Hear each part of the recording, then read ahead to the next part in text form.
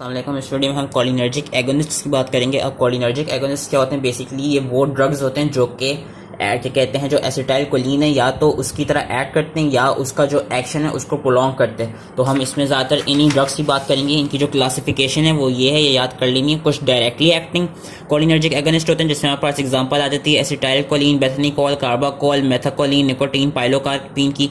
कुछ indirectly acting होते हैं और जो इनडायरेक्टली एक्टिंग में से कुछ रिवर्सिबल होते हैं और इरिवर्सिबल होते हैं। इरिवर्सिबल में आ जाता है आपका एकोथियोफेट एंड जो रिवर्सिबल है उसमें आपके एड्रोफोनियम जो मोस्ट इंपॉर्टेंट है और शॉर्ट एक्टिंग है एड्रोफोनियम आ जाता है। फिर लॉन्ग एक्टिंग में आपके पास नियोस्टिग्मीन, पाइजोस्टिग्मीन, पेरिडोस्टिग्मीन, राइवास्टिग्मीन ये ड्रग्स आ जाते हैं। और फिर आपकी एक और क्लासिफिकेशन इसकी फर्दर ये कि रीएक्टिवेशन और एसिटाइल कोलिनेस्टेरेज जिसमें से एक ड्रग आता है जिसका नाम है पैरालिडॉक्सिन। तो ये इसकी क्लासिफिकेशन है, ये याद रखनी है।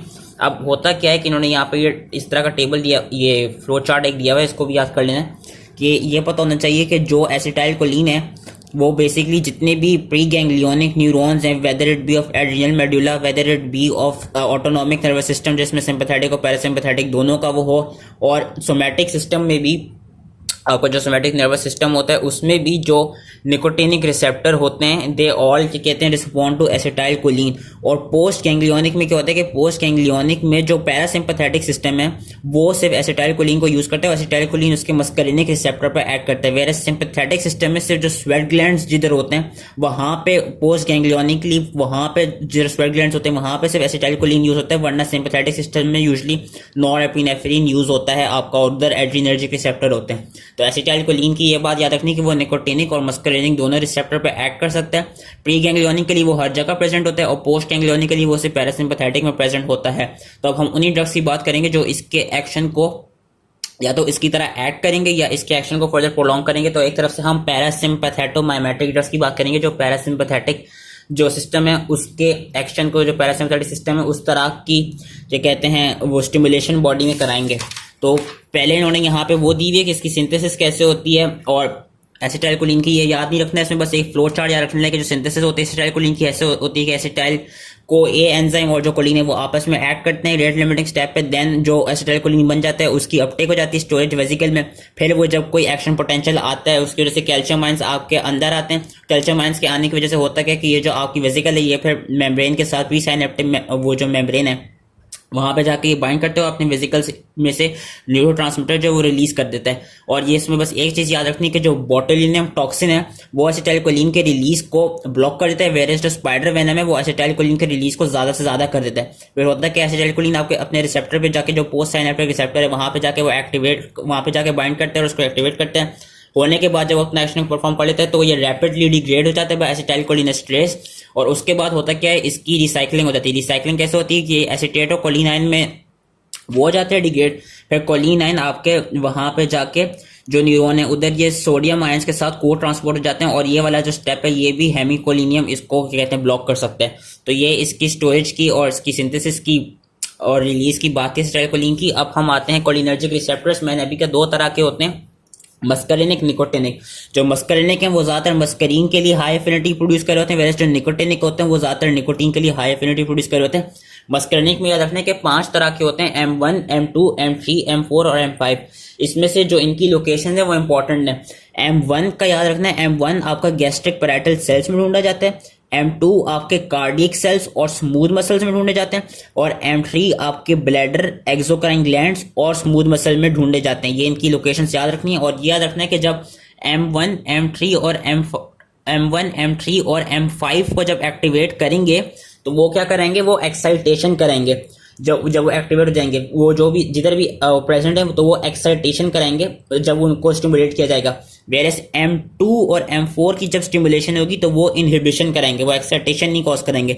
ठीक है, ये चीज याद रखनी कि M2 और M4 इनहिबिशन करेंगे स्टिमुलेशन के बाद, वेरस M1, M2 और M5 फर्दर एक्साइटेशन कराएंगे। तो ये जो कहते हैं इनकी मस्करिनिक रिसेप्टर्स की बात थी। अब हम आगे आते हैं कि निकोटिनिक रिसेप्टर मैंने अभी कहा कि जो निकोटिनिक रिसेप्टर है वो निकोटीन के लिए ज्यादा एफिनिटी शो करते हैं और ये है कि निकोटीन जब अपनी लो कंसंट्रेशन में होता है तो उन रिसेप्टर को स्टिमुलेट करता है, वेरस हाई कंसंट्रेशन में वो उन रिसेप्टर्स को ब्लॉक कर देता है। और ये जो निकोटिनिक रिसेप्टर्स हैं ये आपके central nervous system, adrenal medulla, autonomic ganglia और साथ में न्यूरोमस्कुलर जंक्शंस में भी में भी पाए जाते हैं। ये जो न्यूरोमस्कुलर जंक्शन हमने पढ़ा था वहां पे निकोटिनिक रिसेप्टर ही होते हैं जहाँ पे आके फिर एसिटाइलकोलिन एक्ट करता है, और जो न्यूरोमस्कुलर ब्लॉकर्स होते हैं वो फिर इसके एक्शन को क्या कहते हैं वो कर सकते हैं, प्रिवेंट कर सकते हैं कि अगर कोई न्यूरोमस्कुलर जंक्शन का हम ब्लॉकर दे दें तो वो एसिटाइलकोलिन या जो भी एगोनिस्ट है, निकोटिनिक एगोनिस्ट जो भी है, वो यहाँ पे एक्ट नहीं कर पाएगा, जिसकी वजह से फिर कि वो उसकी अगेन यहाँ पे स्टिमुलेशन नहीं हो पाएगी। और जो ब्लॉकर्स हैं उनको उन्होंने नाम बताया है कि मेसामिलामीन होता है और एट्राक्यूनियम होता है जो न्यूरोमस्कुलर जंक्शन का होता है, वेरस गैंग्लियोनिक रिसेप्टर में मेसामिलामाइन आ जाता है जो गैंग्लियंस में निकोटिनिक रिसेप्टर पाए जाते हैं। अब हम बात करते हैं डायरेक्ट एक्टिंग कोलिनर्जिक एगोनिस्ट की। डायरेक्ट एक्टिंग से हमें क्या पता चलता है कि दे directly act on the receptor, मतलब ये एसिटाइलकोलिन की तरह ही एक्ट करेंगे, क्योंकि एसिटाइलकोलिन का जो एक्शन होता है वो यूजुअली शॉर्ट होता है, तो इसलिए हम क्या कहते हैं कुछ एगोनिस्ट कहते हैं जो कि डायरेक्टली एक्ट करते हैं रिसेप्टर पे, मतलब जैसे ही वो रिसेप्टर पे जाके बाइंड करेंगे देन वो अपना एक्शन प्रोड्यूस करेंगे, इनको हम डायरेक्टली एक्टिंग कहते हैं। इन एग्जांपल्स कौन कौन सी हैं जो कि हमने क्लासिफिकेशन में पढ़ी थी? एक तो आपका ऑब्वियसली एसिटाइलकोलिन है, लेकिन एसिटाइलकोलिन का याद रखना है कि ये थेराप्यूटिकली यूज नहीं होता। क्यों नहीं यूज होता थेराप्यूटिकली? क्योंकि एक तो इसके डिफ्यूज्ड एक्शन होते हैं, दूसरा ये रैपिडली मैंने अभी का इनएक्टिवेट हो जाते हैं कोलिनेस्ट्रेस से। लेकिन एसिटाइलकोलिन के एक्शंस हैं क्या? क्योंकि मैंने कहा कि ये पैरासिम्पैथोमाइमेटिक है, यानी ये पैरासिम्पैथेटिक की स्टिमुलेशन करा रहे हैं। तो जो पैरासिम्पैथेटिक सिस्टम में जो हमको चीजें मिलती हैं उसी तरह के एक्शंस इन ड्रग्स के होंगे। तो एसिटाइलकोलिन का एक्शन क्या है कि ये हार्ट रेट डिक्रीज कराता है, ब्रेडिकार्डिया कराता है और कार्डिक आउटपुट को डिक्रीज कराता है। कैसे? By reduction in the rate of firing at sinoatrial node. Blood pressure को डिक्रीज कराता है बाय वेजोडाइलेशन, और करता क्या है कि जो M3 रिसेप्टर थे उनको एक्टिवेट कर देता है। M3 रिसेप्टर कहाँ पे होते थे? आपके ब्लैडर में और स्मूथ मसल में। कौन से स्मूथ मसल? जो स्मूथ वेसल्स उधर होते हैं आपकी ब्लड वेसल्स में होते हैं। अब होगा क्या कि ये जब उनको स्टिमुलेट करेगा तो उससे होगा क्या कि जो स्मूथ मसल्स वाले ब्लड वेसल्स होंगी वो रिलैक्स हो जाएंगे, और रिलैक्स होने से होगा कि वहां पे वेजोडाइलेशन होगी, जिसकी वजह से आपका जो ब्लड प्रेशर होता है वो फिर लोअर्ड हो जाता है।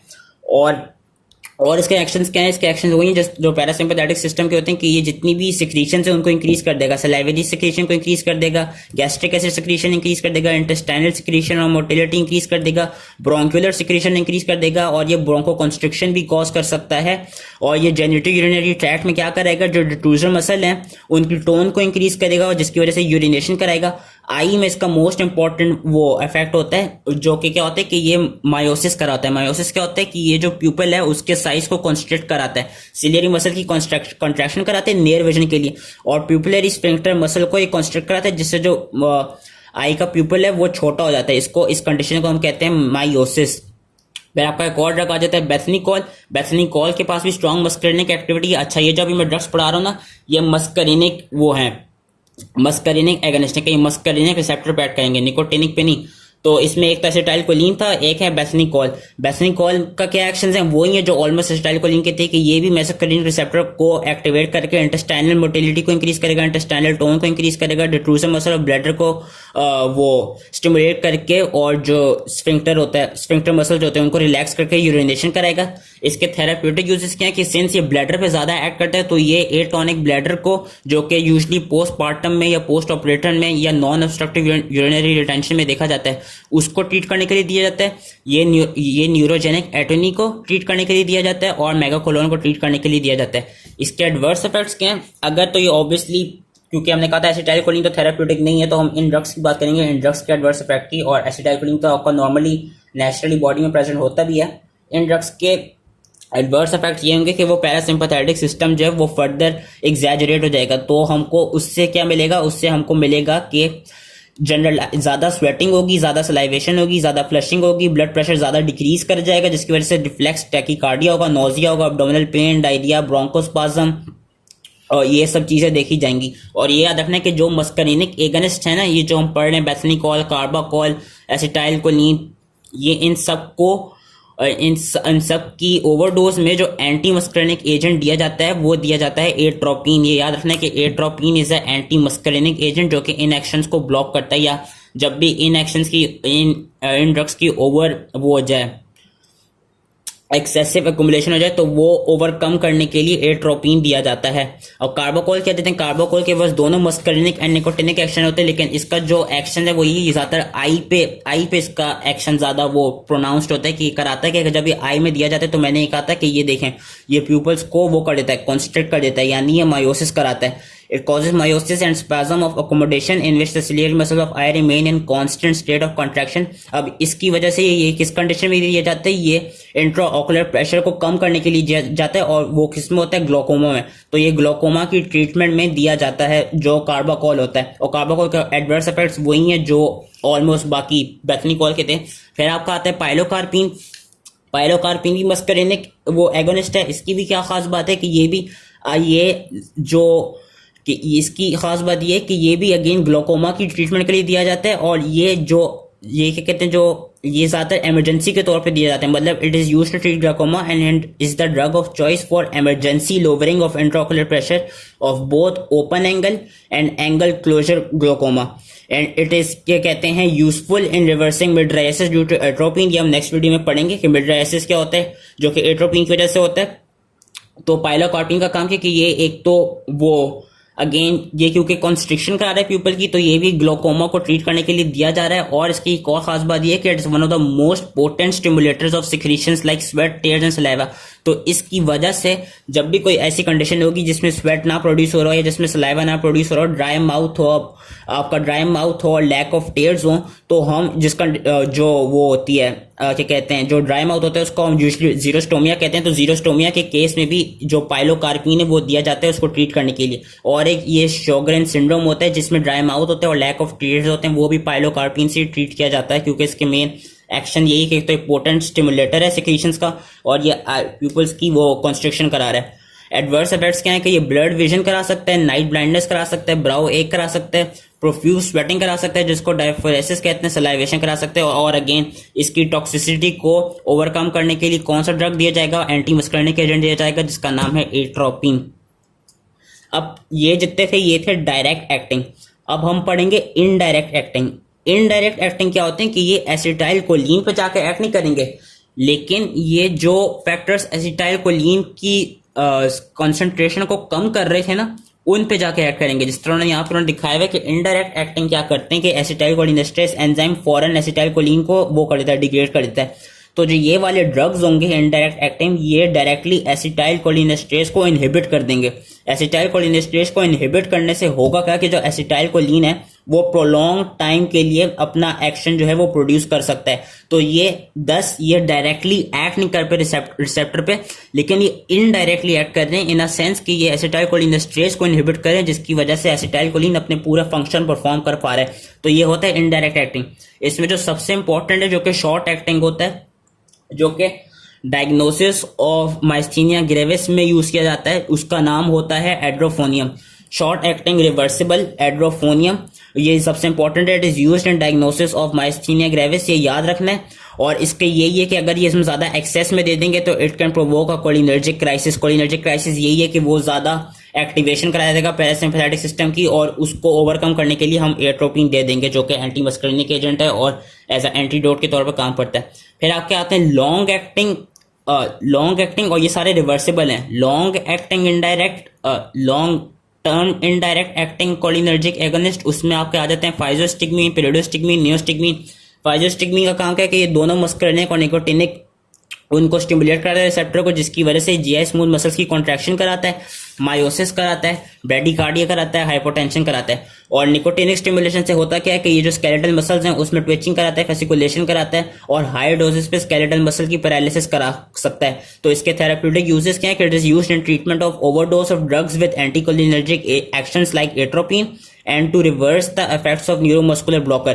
क्योंकि इसका काम निकोटिनिक रिसेप्टर पे भी है, तो अगर कोई ने न्यूरोमस्कुलर ब्लॉकर दिया हो जिसकी वजह से एसिटाइल कोलिन निकोटिनिक रिसेप्टर पे काम नहीं कर पा रहा, तो हम फाइजोस्टिग्मीन देंगे। वो करेगा क्या, वो उसको प्रिवेंट कर देगा, न्यूरोमस्कुलर ब्लॉकर है उसको अपनी जगह से रिमूव कर देगा, जिसकी वजह से फिर एसिटाइल कोलिन निकोटिनिक रिसेप्टर पे जाके एक्ट कर पाएगा।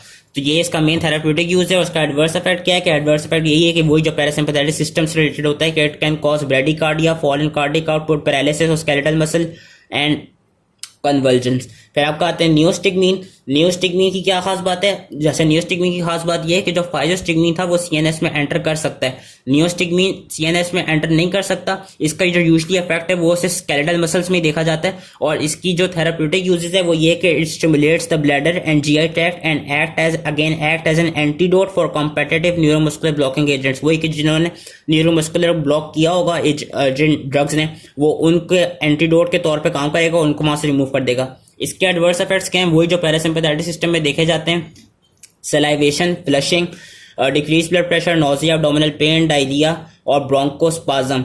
और लेकिन इसका ये याद रखना कि ये हम दे रहे थे treatment of bladder and GI, stimulated bladder and GI tract. लेकिन अगर कोई ऐसे पेशेंट्स हो जिन पे इंटेस्टाइनल या यूरिनरी ब्लैडर की ऑब्स्ट्रक्शन रही हो, तो हम उनमें ये वाला ड्रग नियोस्टिग्मीन नहीं देंगे। ये चीज़ याद रखनी है कि वो उनमें कॉन्ट्राइंडिकेटेड होता है वो वाला ड्रग। फिर आपका आते हैं पेरिडोस्टिग्मीन। पेरिडोस्टिग्मीन आपके chronic management of myasthenia gravis के लिए दिया जाता है। और फिर आपके कुछ ड्रग्स आते हैं जिस तरह उन्होंने यहाँ पे दिए हैं, टैक्रीन, डोनपेजिल, राइवास्टिग्मीन, गैलेंटामीन। इन ड्रग्स का बस ये याद रखना है कि अगर इनमें से कोई पूछ ले टैक्रीन, डोनपेजिल, राइवास्टिग्मीन, इनका काम क्या है?